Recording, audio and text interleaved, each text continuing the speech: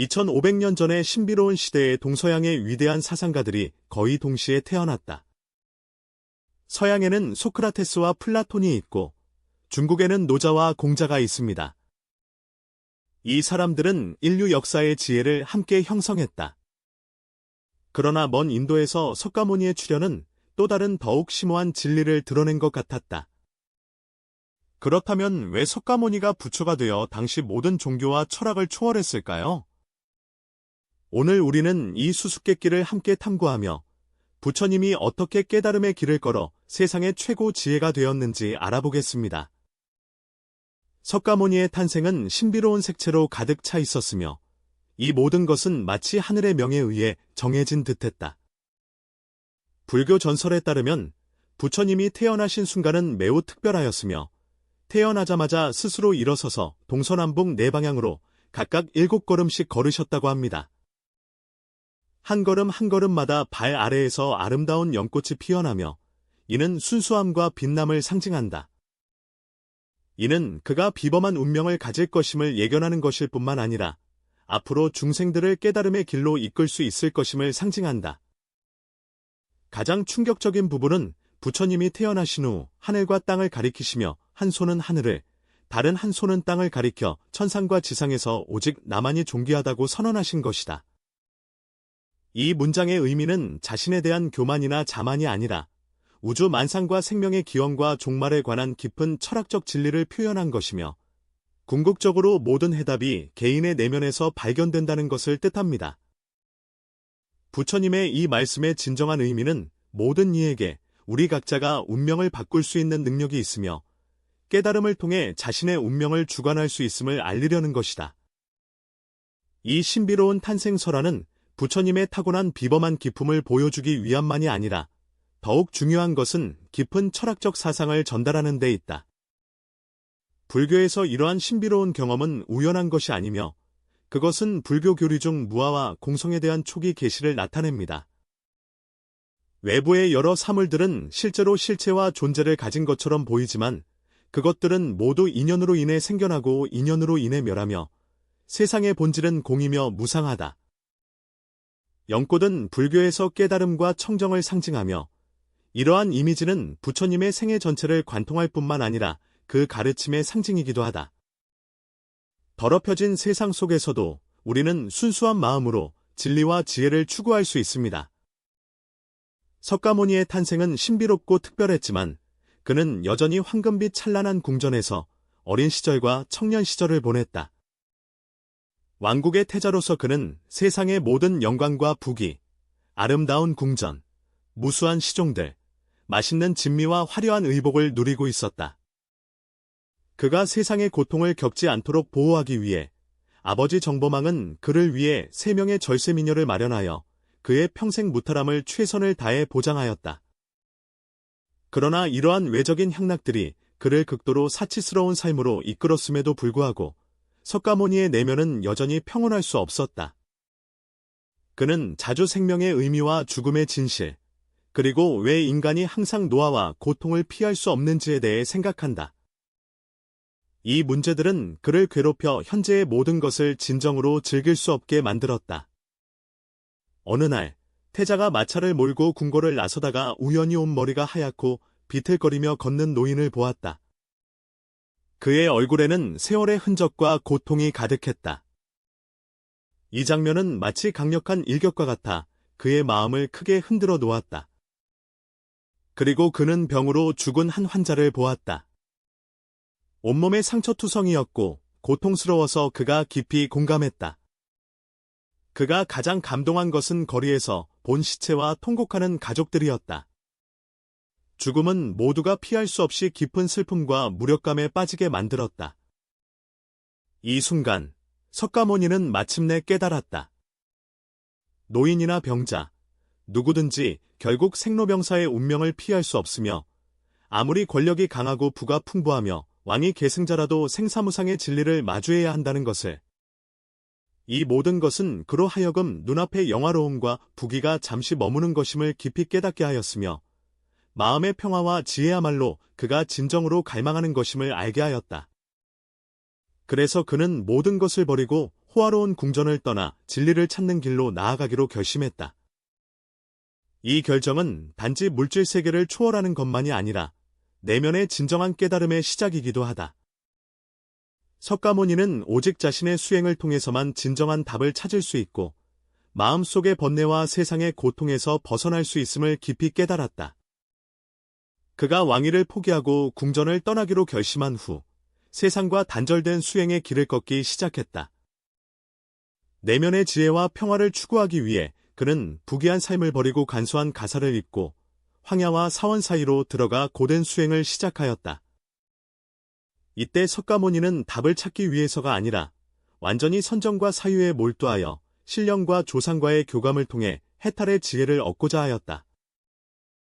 그의 수행의 길은 도전과 좌절로 가득 차 있다. 처음에 석가모니는 당시 가장 존경받는 스승들에게 질문하여 선정을 배우고 고행을 벌였으며 고행으로 육체의 고통을 줄여 더 높은 깨달음을 얻고자 시도하였다. 그는 수행자 대열에 합류하여 매일 한 끼만 먹었고 음식이 너무 적어 거의 생명을 유지하기 어려울 정도였으며 때로는 풀잎과 씨앗만으로 하루를 견디기도 했다. 많은 수행자들은 육체의 고통과 한계가 깨달음에 이르는 필수적인 길이라고 믿기 때문에 어떠한 희생을 치르더라도 이러한 극심한 고통을 견디며 금욕과 금수 등으로 자신을 단련하며 신비한 힘과 깨달음을 얻고자 한다. 그러나 6해 동안의 고행은 그가 기대했던 지혜를 얻지 못하게 했고 오히려 그의 몸은 점점 야위어 거의 죽음에 이르렀다. 깊은 성찰을 거친 후 석가모니는 고행이 깨달음으로 가는 길이 아니며 오히려 육체를 고통스럽게 할 뿐 내면의 혼란과 고통을 근본적으로 변화시키지 못한다는 것을 깨달았다. 그래서 그는 모든 것을 내려놓고 고행의 심연을 벗어나 진리로 향하는 또 다른 길을 찾기로 결심했다. 깊은 사색을 거쳐 그는 한적한 숲속으로 와서 보리수 아래에 앉아 이곳에서 진정한 지혜를 찾겠다고 서원하며 깨달음을 얻을 때까지 머물기로 결심하였다. 이 결정은 그가 육체에 대한 고행을 내려놓았다는 것뿐만 아니라 마음속에서 철저한 깨달음의 준비를 했음을 의미한다. 이때 석가모니는 외부의 힘과 수단에 집착하지 않았다. 그는 오직 자신의 내면을 깊이 들여다볼 때만 생명의 진정한 진실에 도달할 수 있음을 알고 있었다. 보리수 아래에서의 명상은 그의 삶에서 가장 중요한 순간이 되었다. 다음 일주일 동안 그는 깊은 선정 상태에 들어가 모든 잡념을 가라앉히고 내면의 관찰과 자각에 집중하였다. 매일 석가모니는 다양한 마음 상태와 시험을 겪었으며 내면의 욕망, 두려움, 의심이 홍수처럼 몰려와 거의 그를 견디지 못하게 했다. 그러나 그는 이러한 고통에 굴복하지 않고 확고한 의지와 집중된 마음으로 서서히 이러한 부정적인 감정을 초월하여 더욱 깊은 깨달음의 경지에 들어섰다. 7째 날 새벽, 석가모니의 마음은 마침내 층층이 쌓인 안개를 뚫고 빛을 보았다. 그는 마치 먹구름을 헤치고 새벽빛을 본 것처럼 생명의 진실을 완전히 깨달았다. 이때 그는 무명을 깨달았다. 즉, 인간이 집착으로 인해 사물의 본질을 꿰뚫어보지 못하게 하는 장벽이 마침내 허물어졌음을 이해하였다. 그는 세상의 모든 것이 고립되어 존재하는 것이 아니라 인연에 의해 생겨나고 인연에 의해 사라진다는 것을 깨달았다. 모든 고통과 번뇌는 무명과 집착에서 비롯된다. 진정한 해탈은 현실을 도피하는 것이 아니라 집착을 내려놓고 사물의 무상과 공성을 깨달아 내면의 평화와 자유를 얻는 데 있다. 석가모니의 도노, 즉각적인 깨달음는 개인적인 각성에 그치지 않았다. 오히려 우주와 생명의 본질에 대한 깊은 통찰을 가져왔다. 그는 자신의 깨달음을 연기성과공으로 요약했으며 이 두 개념은 불교 철학의 핵심이자 중생의 해탈을 위한 길잡이가 되었다. 이 진리를 이해함으로써 석가모니는 우주의 운행법칙과 생명의 진정한 면모를 밝혀내셨다. 연기는 불교에서 매우 중요한 개념이다. 그것은 우리에게 세상의 모든 것이 고립되어 존재하는 것이 아니며 각각의 사물이 나타나는 데에는 여러 가지 인연의 얽힘과 작용이 있다는 것을 알려준다. 예를 들어 나무가 자라는 것은 우연이 아니며 햇빛과 공기가 필요합니다. 토양과 물 등 여러 요인의 복합적인 작용을 통해서야 비로소 한 알의 씨앗이 우뚝 솟은 큰 나무로 자랄 수 있습니다. 사람과 사람 사이의 만남도 여러 가지 인연으로 가득 차 있으며 이러한 인연들은 때로 우리가 통제하기 어려운 경우가 있다. 연기법칙을 통해 석가모니께서는 우리에게 세상의 모든 것이 끊임없이 변화하고 흐르는 것으로 어떤 것도 영원 불변하지 않음을 깨닫게 하셨다. 모든 사람, 모든 일, 매 순간은 인연의 작용으로 모이고 흩어지며 무상하게 변화한다. 이어 석가모니는 공의 심오한 사상을 제시하였다. 그는 모든 존재가 고정된 자성이 없으며 독립적으로 존재하는 본질이 없다고 지적하였다. 마치 한 사람이 서로 다른 시간과 환경에서 서로 다른 얼굴과 행동을 보이지만 그런 얼굴과 행동이 그 사람의 자아를 정의하지 못하는 것과 같다. 나무 한 그루도 끊임없는 변화 과정 속에 존재하며 그 나무성, 수성은 고정되어 변하지 않는 것이 아니다. 이 성공의 관념은 우리로 하여금 모든 물질과 정신현상이 공임을 깨닫게 하며 그것들이 독립적이고 영원한 실체가 없으며 오직 인연과 합에 의해 잠시 존재하는 상태임을 알게 한다.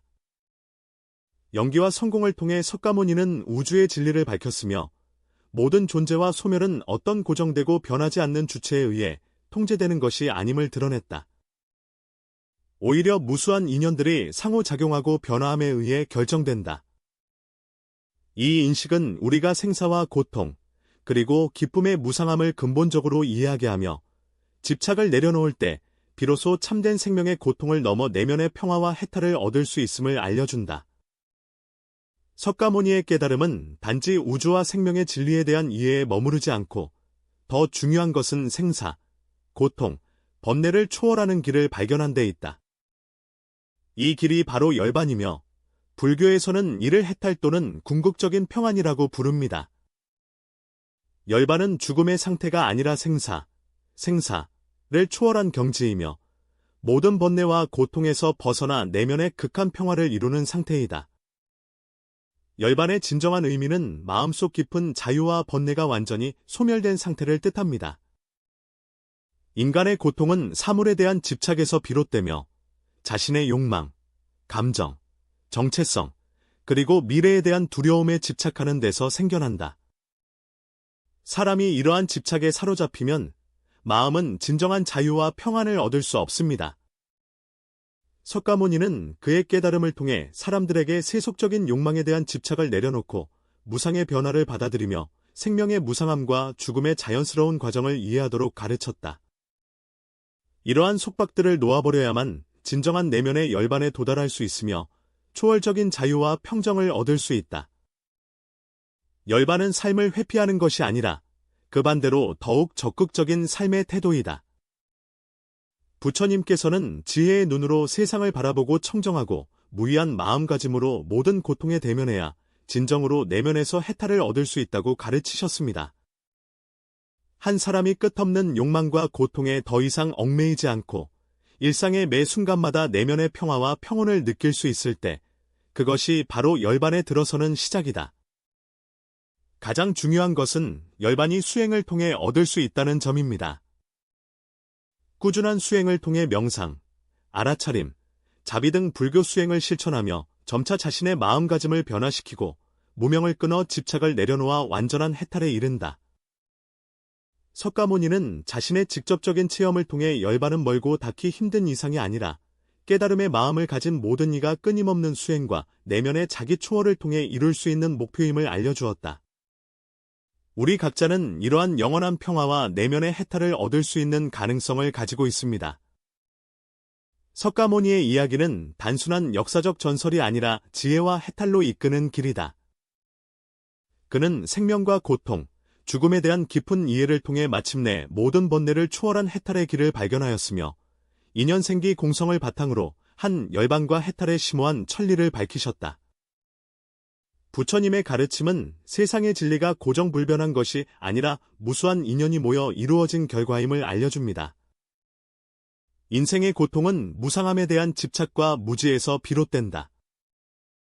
집착을 내려놓고 수행과 깨달음을 통해 우리 각자는 내면의 평화와 자유에 도달할 수 있습니다.